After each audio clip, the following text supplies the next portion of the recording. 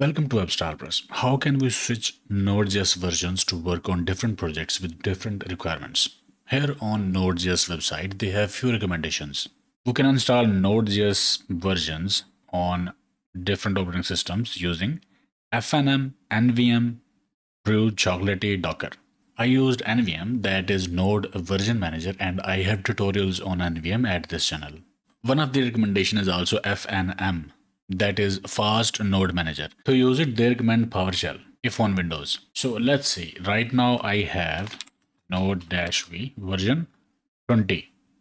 To install other versions, I'll have to install FNM by using this command that I have already installed.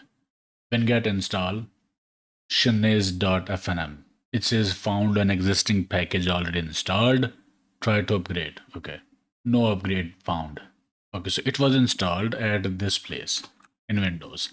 The users, my username, app data, local Microsoft, winget packages, and then weird package name. shinez.fnm underscore Microsoft.winget.source and something. So here we have got this fnm.exe.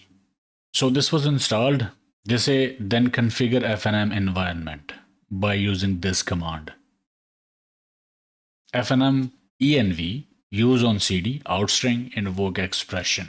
Okay, that's done. By executing this command, your terminal session is configured to work with FNM, allowing it to manage Node.js versions seamlessly. The use on cd option enables FNM to automatically switch Node.js versions when you change directories based on the version specified in files like .nvmrc or .node-version files. This is useful in projects that require specific Node.js versions. So now I can install and switch to different Node.js versions. So let's see. FNM help. These are the commands: list, install, use, env, uninstall. So let's use FNM list. Nothing. Okay. So let's download and install version 22. FNM use install if missing 22, and it's being installed using Node v22. Node-v, it says 22. Okay. FNM use 20. Can't find. Do you want to install it? Yes.